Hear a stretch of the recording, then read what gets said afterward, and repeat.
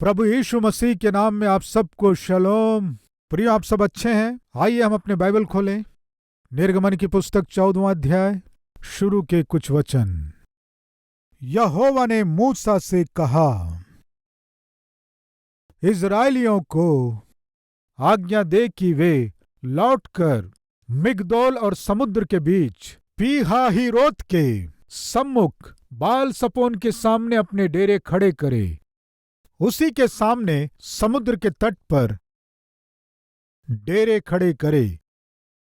तब फिरौन इज़राइलियों के विषय में सोचेगा, वे देश की उलझनों में फंसे हैं और जंगल में घिर गए हैं। तब मैं फिरौन के मन को कठोर करूंगा और वह उनका पीछा करेगा। तब फिरौन और उसकी सारी सेना के द्वारा मेरी महिमा होगी और मिस्री जान लेंगे कि मैं यहोवा हूं। और उन्होंने वैसा ही किया। प्रिय, मिस्र देश से, गुलामी में से, फिरौन के बंधनों में से परमेश्वर अपनी प्रजा इज़राइली लोगों को छुड़ाया, उनके बंधनों को तोड़ा। गुलामी में से, बंधनों में से उन्हें बाहर ले आया। अभी ये लोग प्रतिज्ञा किए हुए देश में कदम रखने के लिए मिस्र देश में से बाहर आ गए। अब उन्हें मिस्र की गुलामी में नहीं रहना है। फिरौन के धमकी या फिर अतीत में उन्होंने जो अनुभव किया, उन कष्टों को याद करने की आवश्यकता नहीं है, क्योंकि जब वे फिरौन के देश में थे, फिरौन के गुलाम थे। जब वे मिस्र में थे, मिस्र में वे लोग सताए गए, कष्टों को उठाए, दुखों को उठाए। लेकिन अभी उस देश में से बाहर आ गए हैं। प्रिय, वैसे ही हम भी एक समय में संसार की रीति के अनुसार जिए, संसार के पापमय जीवन को जिए, शैतान के हाथों में बंधक होकर रहे। ऐसे हमें परमेश्वर ने अपने महान अनुग्रह से पाप के बंधनों को तोड़कर, शैतान जो हमारे ऊपर अधिकार चलाता है उसे परमेश्वर तोड़कर, हमें अंधकार में से, अंधकार के कार्यों में से अद्भुत रूप से छुड़ा लिए। अभी शैतान का हम पर कोई अधिकार नहीं है, हम पर वो शासन नहीं कर सकता। हम प्रतिज्ञा के देश यानी स्वर्ग की यात्रा में जाने वाले आत्मिक यात्री हैं। मिस्र संसार का सूचक है, फिरौन शैतान का सूचक है। इज़राइली प्रजा, हम जो आत्मिक हैं, हमारे सूचक हैं। प्रतिज्ञा की भूमि स्वर्ग का सूचक है। मूसा यीशु मसीह का सूचक है। समझ में आ रहा है? प्रियो, अभी इज़राइली लोग मिस्र देश से वो निकल आए। वे लगभग 430 वर्ष तक मिस्र में गुलाम होकर रहे, कठिन परिश्रम किए, उन्हें बहुत सताया गया। गुलामों को बात करने की या कुछ कहने की अनुमति नहीं थी, इसलिए उन्हें बहुत सताए। वे किसी से कह नहीं सकते थे, उनकी समस्या को कोई दूर नहीं कर सकता। सभी गुलाम थे, गुलामी का जीवन था, इसलिए सहायता करने वाले नहीं थे, सहारा देने वाले नहीं थे, संभालने वाले नहीं थे, शांति देने वाले नहीं थे, छुड़ाने वाला कोई नहीं था, मेरा कहने वाले कोई नहीं थे। ऐसे भयानक गुलामी के जीवन को वे बहुत ही मुश्किल जीवन को जिए। ऐसे समय में परमेश्वर मूसा को भेजा, अगुवे के रूप में, बचाने वाले के रूप में, गुलामी में से उन्हें छुड़ाने वाले के रूप में। वैसे ही 2000 वर्ष पहले हमसे जान से भी अधिक प्रेम करने वाला परमेश्वर प्रभु यीशु मसीह को इस जगत में भेजा। क्यों जानते हैं? हमें पाप के बंधनों में से छुड़ाने के लिए, नरक के दंड में से छुड़ाने के लिए, शैतान के अधिकार और उसके दासत्वों में से हमें छुटकारा प्रदान करने के लिए यीशु मसीह इस जगत में आए। उद्धारकर्ता के रूप में इस जगत में आए, एक अगुवे के रूप में मुझको और आपको स्वर्ग ले जाने के लिए भेजे गए। प्रिय, अभी ध्यान से सुने। हम उद्धार पाने के बाद, मसीह को अपना जीवन अर्पण करने के बाद, पापमय जीवन से अलग किए जाने के बाद, बपतिस्मा लेने के बाद, कष्ट, क्लेश, दुख और मुसीबतें, बीमारी या रोग हमारे जीवन में आएंगे क्या? मसीहों के जीवन में भी दुख तकलीफें होंगी क्या? मसीहों के जीवन में भी रुकावटें आएंगी क्या? खतरे आएंगे क्या? असुविधाएं होंगी क्या? ऐसे यदि आप प्रश्न कर रहे हैं तो उसका उत्तर है यस, आएंगी। हम मसीह को व्यक्तिगत उद्धारकर्ता ग्रहण करने मात्र से हमारे जीवन में दुख नहीं आएंगे, कष्ट नहीं आएंगे, तकलीफ नहीं आएंगी, संकट नहीं आएंगे, आर्थिक तकलीफें नहीं आएंगी, ऐसे ना सोचें। मसीह पर विश्वास ना करने वालों के जीवन में जैसे दुख तकलीफें आती हैं, वैसे ही हमारे जीवन में भी दुख, संकट, तकलीफों का आना सहज है। लेकिन उनके और हमारे बीच अंतर क्या है जानते हैं? हमारे दुखों में से, परेशानियों में से, संकटों में से, तकलीफों में से हमें छुड़ाने वाला उद्धार करता है, उद्धार करता है, और वो प्रभु यीशु मसीह है। अभी इजरायली लोग मिस्र देश में से, फिरौन की गुलामी में से बाहर निकल गए, बहुत खुश हैं, आनंद से उछल रहे हैं, बहुत ही खुशी से, उल्लासपूर्वक आनंदित हो रहे हैं। मिस्र देश को वे छोड़कर बाहर निकल आए। आहा, हम छुटकारा पा लिए, आहा, हम मुक्ति पा लिए, आहा, हम बच गए। अब हमें फिरौन से डरने की आवश्यकता नहीं है। अब फिरौन की गुलामी हम पर राज्य नहीं करेगी।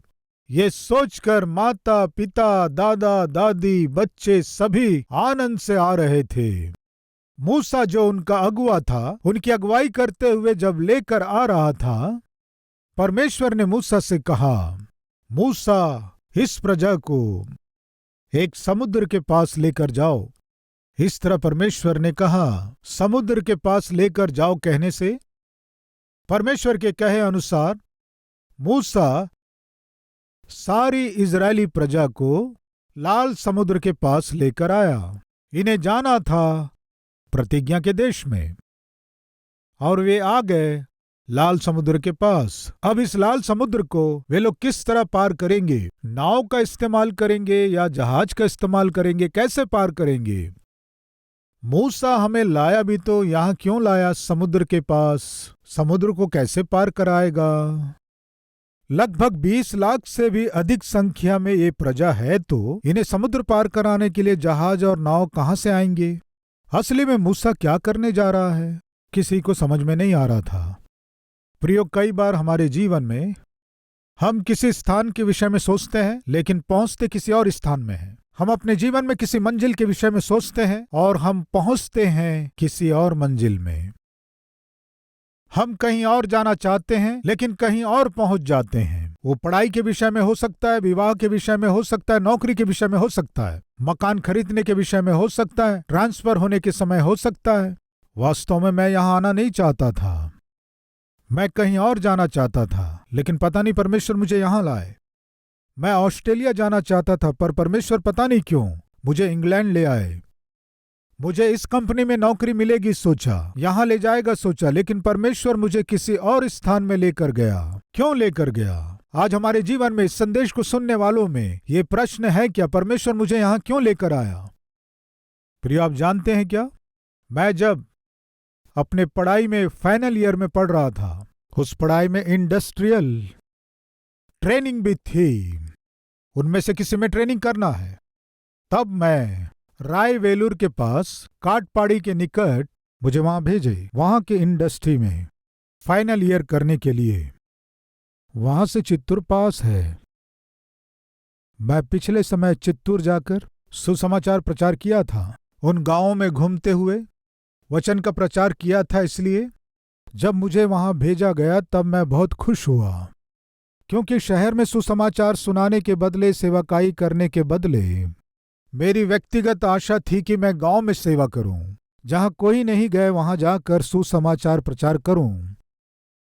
पहाड़ी जाति के लोगों के बीच, जंगल में रहने वालों के बीच सुसमाचार सुनाना है। एक विद्यार्थी के रूप में मैं आशा करता था। मेरी डायरी में मैंने क्या लिखा जानते हैं आप? प्रभु, जहां कोई नहीं गए, कोई नहीं जा सकते और जाने के लिए साहस नहीं कर सकते, ऐसे प्रांत में मुझे भेजिए।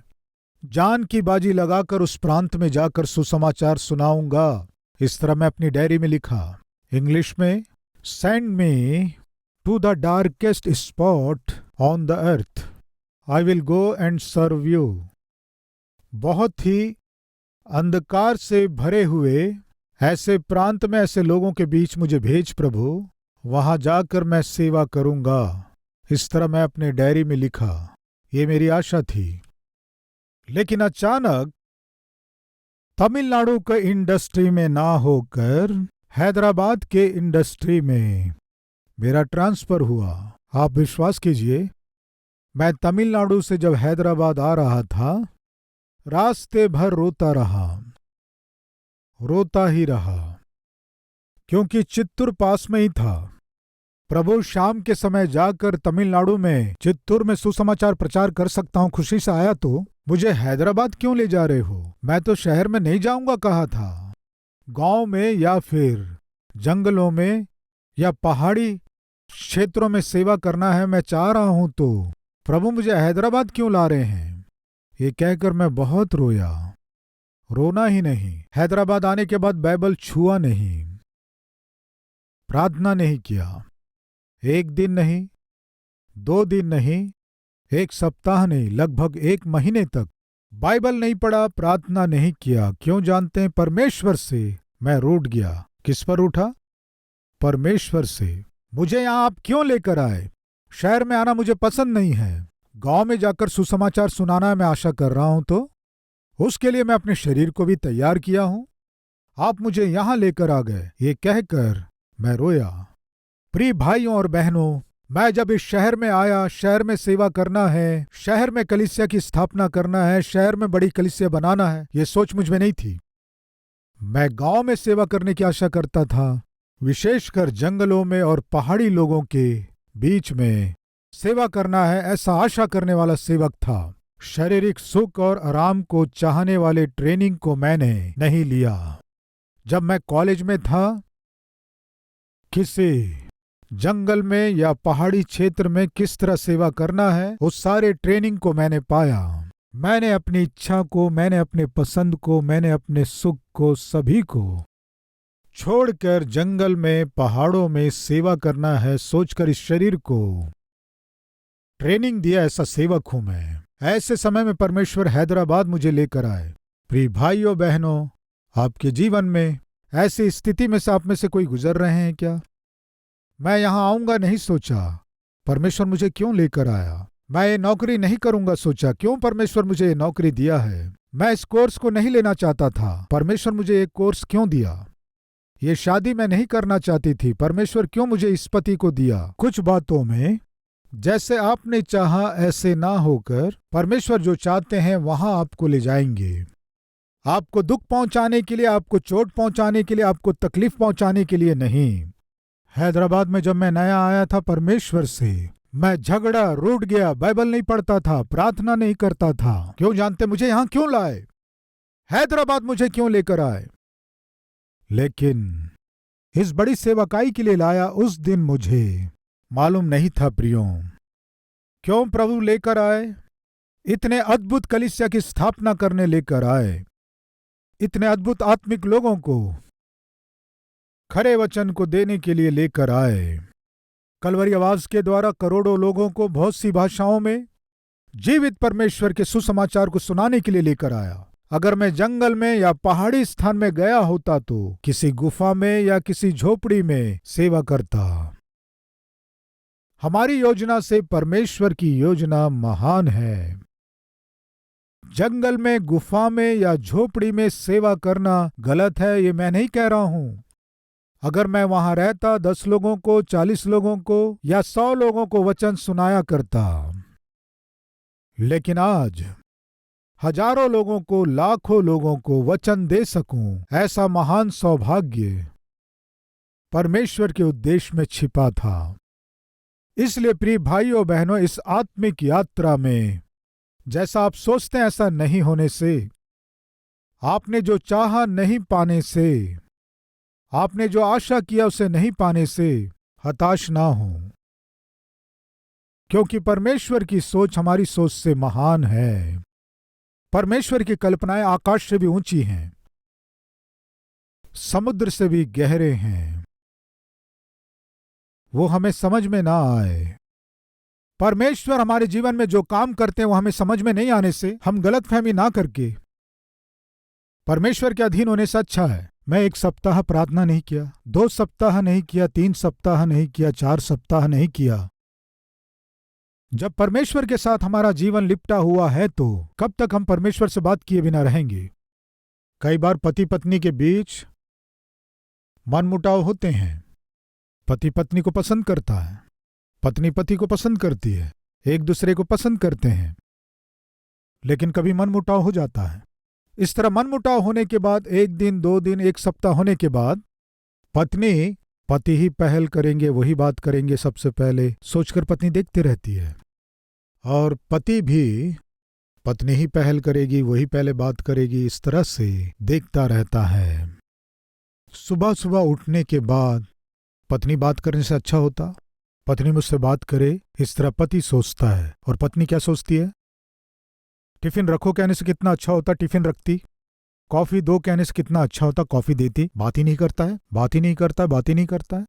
या फिर सोते समय में मुझसे बात करने से अच्छा होता, पत्नी सोचती है, मुझसे बात करने से अच्छा होता, पति सोचता है। दोनों को एक दूसरे के प्रति क्या है बताइए, बताइए। हेलो, मैं भी विवाहित हूं, समझ में आया? ऐसे अनुभव मेरे जीवन में भी हैं, इसलिए मैं स्पष्ट रूप से बता रहा हूं। कब तक प्रेम करने वाले परमेश्वर से दूर रह सकते हैं? 1 महीने में परमेश्वर से बात ना करके झगड़ कर उसके बाद मैं रह नहीं सका। आकर यीशु के पांव को जोर से पकड़ लिया, रोया, प्रभु मेरी मर्जी से आपकी मर्जी ही उत्तम है, मेरी इच्छा से आपकी इच्छा ही संपूर्ण है। आप मुझे यहां क्यों लाए मैं नहीं जानता, लेकिन संपूर्ण रूप से मैं अपने आप को आपके हाथों में सौंप रहा हूं। ये कहकर मैं अपना जीवन सौंप दिया। प्रभु की इच्छा कितनी महान है, उनके उद्देश्य कितने श्रेष्ठ हैं। आज पूरा संसार देख रहा है, संसार के सेवक इसे देख रहे हैं, संसार की बड़ी बड़ी कलीसियाएं हमारे कलवरी टेम्पल को देख रही हैं। खरे वचन से पोषित किए जाने वाली कलीसिया के रूप में आज हमारी कलीसिया को पहचान रहे हैं। प्रिय भाइयों और बहनों, कृपया सुनिए, हमारी सोच और कल्पनाओं से परमेश्वर की सोच और कल्पनाएं महान है। वो आपको समझ में ना आने मात्र से परमेश्वर को गलत ना समझें, परमेश्वर से ना रूठें। मिस्र से बाहर अच्छी रीति से लाया, लेकिन तुम हमें लाल समुद्र के पास क्यों लाए? हमें यहां नहीं आना था ना, हमें तो प्रतिज्ञा के देश में जाना था, तो फिर हम यहां क्यों आए हैं? ऐसे बहुत से प्रश्न उस दिन वहां रहने वाले लोगों के मन में आए होंगे।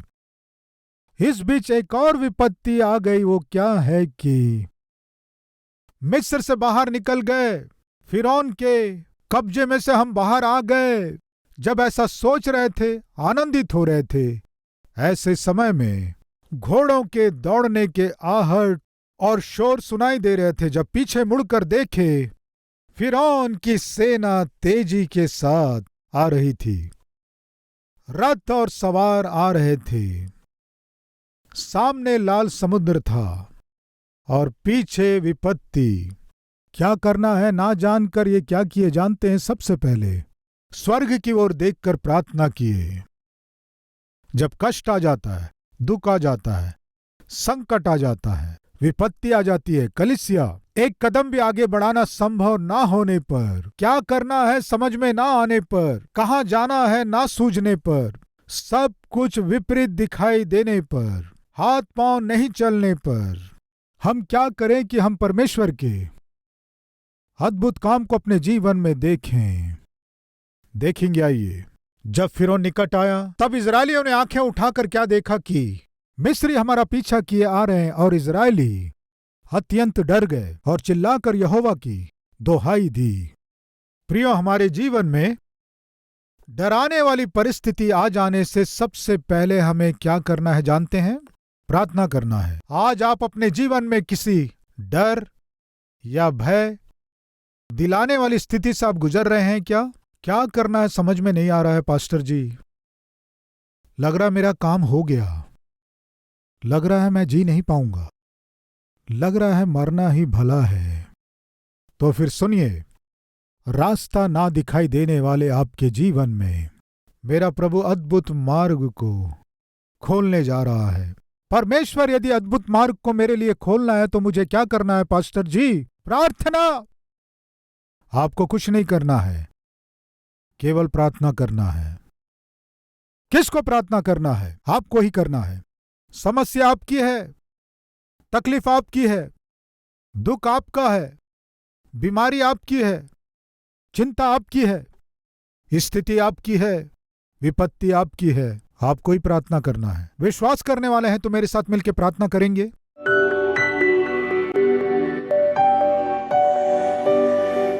पवित्र परमेश्वर पिता, आज हमारे जीवन में अद्भुत काम होना है तो आपकी आज्ञा मानना है, आपके अधीन होना है, आपकी इच्छा के अधीन होना है, आपके वचन के अधीन होना है। ऐसा हृदय आप हमें दीजिए। आज हम प्रार्थना कर रहे हैं, हमारी प्रार्थना सुनिए पिता। जब कोई मार्ग दिखाई नहीं देता, आप मार्ग खोलिए, शत्रु के भय से छुड़ाइए, पीछा करने वाली स्थितियों से दूर कीजिए, उस किनारे पहुंचाइए, अद्भुत काम कीजिए। शत्रु जो हमें डराता है, भयभीत करता है, उसे हमसे दूर कीजिए, हमें दिखाई ना दे ऐसा कीजिए। सुरक्षित हमें उस पार पहुंचाइए। हमारी प्रार्थना को सुनने के लिए धन्यवाद। मार्गों को खोलने जा रहे हैं, धन्यवाद। शत्रु के भय को दूर करने जा रहे हैं, धन्यवाद। मारा जैसे कड़वे अनुभव को दूर करने जा रहे हैं, आपका धन्यवाद।